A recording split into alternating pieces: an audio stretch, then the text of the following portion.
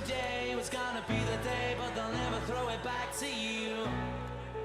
By now you should have... Fala pessoal, belezinha? Pessoal, nessa videoaula eu quero falar com vocês a respeito dos princípios da ótica geométrica, tá? Então vão ser duas videoaulas de mais ou menos uns 15 minutos cada um, onde na primeira videoaula eu quero falar sobre os princípios da ótica geométrica, princípio da propagação retilínea da luz, princípio da reversibilidade dos raios de luz e o princípio da independência dos raios de luz, né? E nessa primeira videoaula ainda quero falar sobre uma consequência dos princípios da ótica geométrica, que é a formação de sombra e penumbra. Na segunda videoaula, eu continuo falando sobre essas consequências dos princípios da ótica geométrica, só que eu vou falar agora, vou falar especificamente sobre os eclipses e sobre a câmara escura de orifício e como que nós vamos aplicar a semelhança de triângulos para determinar a altura de objetos desconhecidos. Beleza? Então vamos lá. Pessoal, então vamos falar então só a respeito dos princípios da ótica geométrica, tá? Que basicamente é uma continuação dos nossos estudos sobre introdução à óptica geométrica. Se você não assistiu essas videoaulas de introdução à ótica geométrica, onde eu abordo alguns conceitos que estão relacionados, por exemplo, à luz, à natureza da luz, fontes de luz, é só você clicar nos links sugeridos que vão surgir ao longo dessa videoaula para você ter acesso a essas videoaulas sobre introdução à ótica geométrica, tá? Vamos falar aqui então a respeito dos princípios da ótica geométrica, né? E eu acho que para a gente falar sobre esses princípios da ótica geométrica, eu acho que é importante a gente discutir alguns assuntos que são bem importantes, que são as consequências desses princípios da ótica geométrica.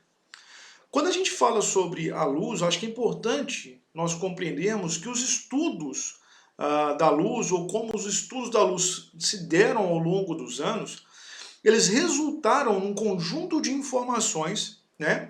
E a gente pegou os físicos, os engenheiros de uma maneira geral, eles pegaram esse conjunto de informações que foram surgindo a respeito da ótica geométrica e foram criando instrumentos e projetos, né, que nos ajudam a compreender melhor os fenômenos ópticos existentes, tá? Principalmente esses fenômenos ópticos que estão basicamente intimamente relacionados à ótica geométrica, como reflexão da luz, refração, absorção de uma maneira geral, tá?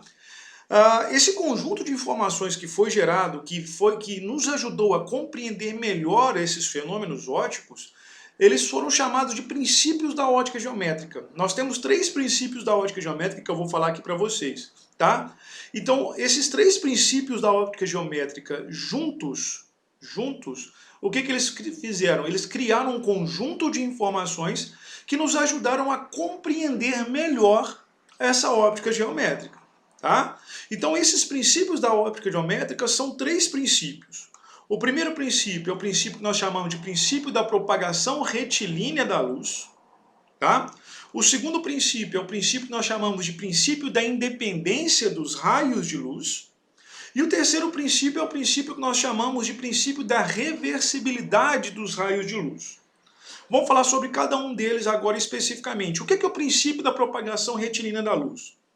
O princípio da propagação retilínea da luz, ele fala o seguinte, que no meio homogêneo e transparente, a luz sempre se propaga em linha reta.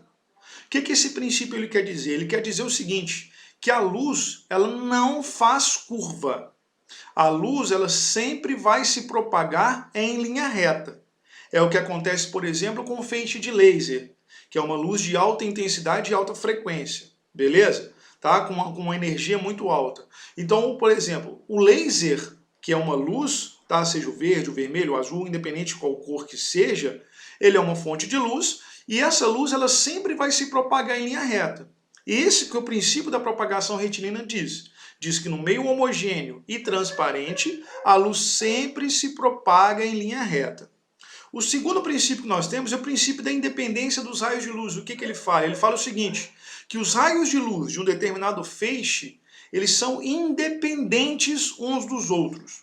O que isso significa? Isso significa dizer o seguinte, que se esses raios de luz se cruzarem em algum ponto, o que vai acontecer? Nada. Eles vão continuar se propagando em linha reta como se nada tivesse acontecido. Então aqui, por exemplo, coloquei uma foto aqui com 2 exemplos. Uma fonte de luz azul e uma fonte de luz laranja avermelhada.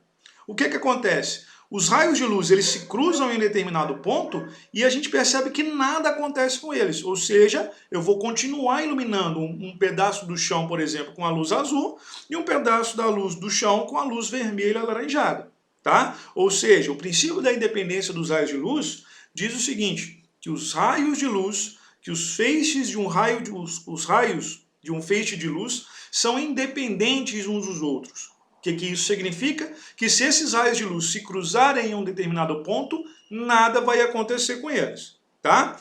O nosso terceiro e último princípio da óptica geométrica é o princípio da reversibilidade dos raios de luz.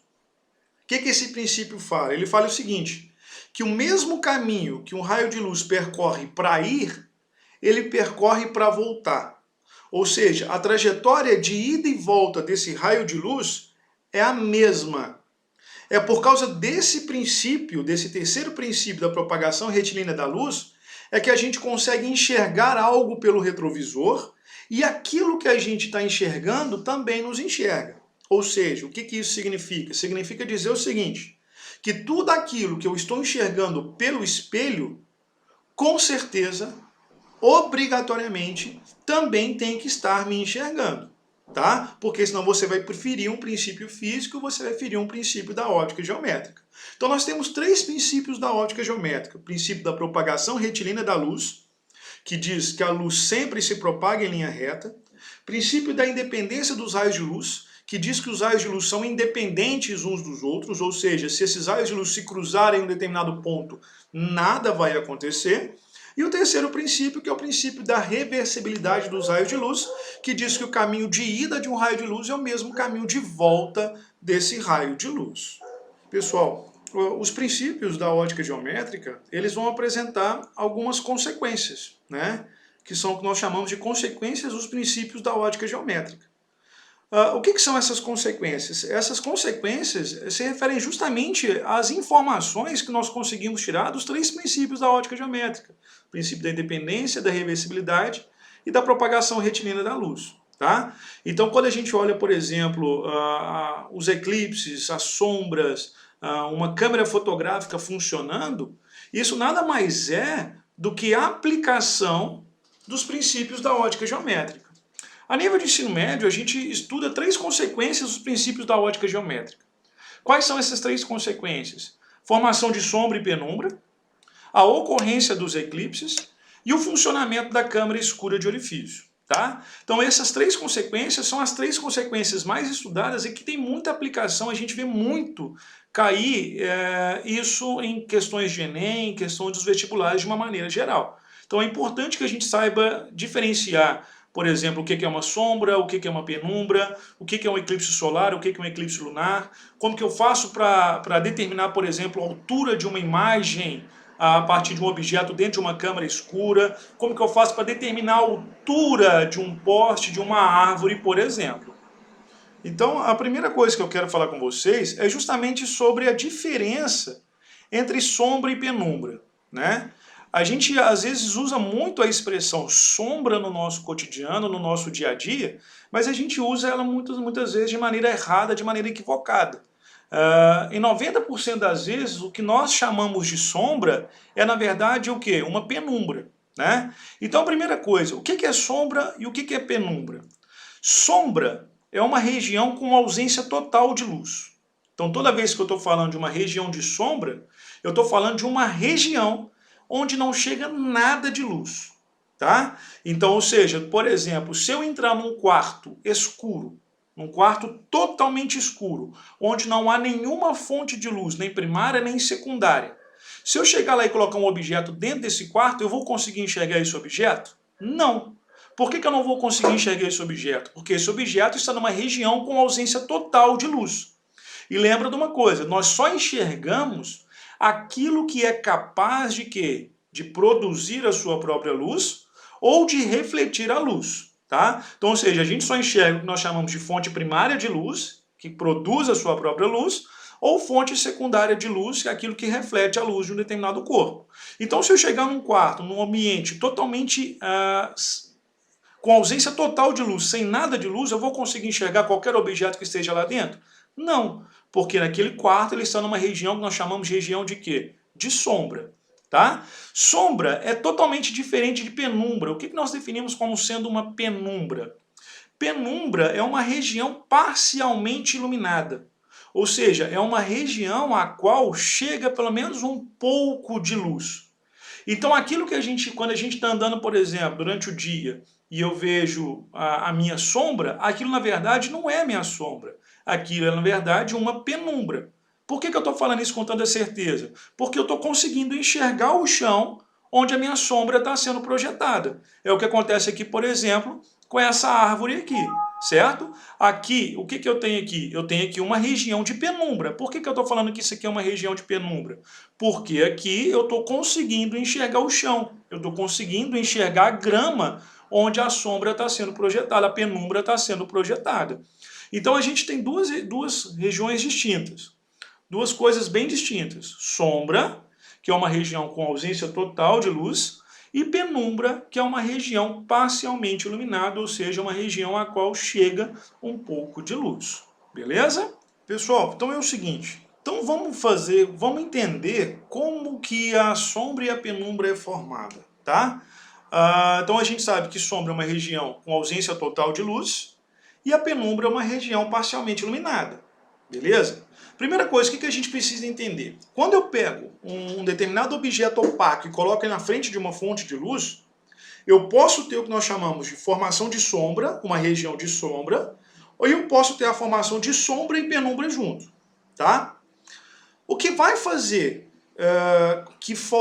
o que vai mostrar a formação de uma sombra, ou o que vai mostrar a formação de uma sombra e penumbra junto, isso depende da fonte de luz. O que isso significa? Significa dizer o seguinte, que se a minha fonte de luz for uma fonte puntiforme, as fontes de luz puntiforme, que nós já estudamos nas nossas videoaulas a respeito de introdução à ótica geométrica, né, elas nos traz somente a formação de sombra, tá? Então, se eu pegar um determinado objeto opaco e colocar na frente de uma fonte puntiforme, vai haver somente a formação de quê? De uma região de sombra. Então aqui eu tenho uma figura que mostra justamente isso. Aqui eu tenho uma fonte de luz, tá? Que é uma fonte puntiforme. Aqui eu tenho o meu objeto opaco que eu coloquei na frente dessa fonte de luz. Atrás desse objeto opaco, no anteparo, o que vai ter? Vai ter somente uma região de sombra. Vai ocorrer somente uma região de sombra, ou seja, não vai chegar luz atrás desse objeto opaco. Então é importante que vocês saibam o seguinte, que fontes puntiformes de luz formam sempre regiões de sombra, o que é diferente de fonte extensa de luz. As fontes extensas de luz, além de formarem uma região de sombra, elas formam também uma região de penumbra. Então vai haver a formação dos dois fenômenos, tá? Uma região de sombra e uma região de penumbra. Então aqui tem uma figura que eu fiz para mostrar justamente isso. Aqui eu tenho uma fonte extensa de luz, tá? Os raios de luz sempre vão se propagar em linha reta. Vou colocar um objeto opaco na frente dessa fonte de luz extensa. Atrás desse objeto opaco eu vou ter uma região de sombra, aqui eu vou ter um cone de sombra, e aqui eu vou ter um cone maior, que é o que a gente chama de cone de penumbra, que é uma região parcialmente iluminada. Então quando a gente fala de sombra e penumbra, a gente tem que sempre levar isso em consideração. Sombra é uma região com ausência total de luz. E para ter a formação de sombra, é necessário que tenhamos somente uma fonte puntiforme de luz. Beleza? A penumbra, ela é formada no que nós chamamos de quê? De fonte extensa de luz. Tá? Então a penumbra, ela é formada somente por fontes extensas de luz. Então, por exemplo, o Sol, ele é uma fonte o quê? Extensa de luz. O Sol, além de ter uma região de sombra, formar uma região de sombra, um cone de sombra, ele pode formar também uma região de quê? De penumbra. Beleza? Pessoal, então é o seguinte, então eu vou finalizar, tá, essa primeira parte da nossa videoaula para não ficar muito extensa. Na próxima videoaula eu já volto falando sobre outros princípios, outras consequências dos princípios da ótica geométrica. Belezinha? Então um abraço e até a próxima videoaula. Com Deus. Tchau! By now you should have somehow realized advise what you're not to do. I don't believe that anybody feels the way I do about you now.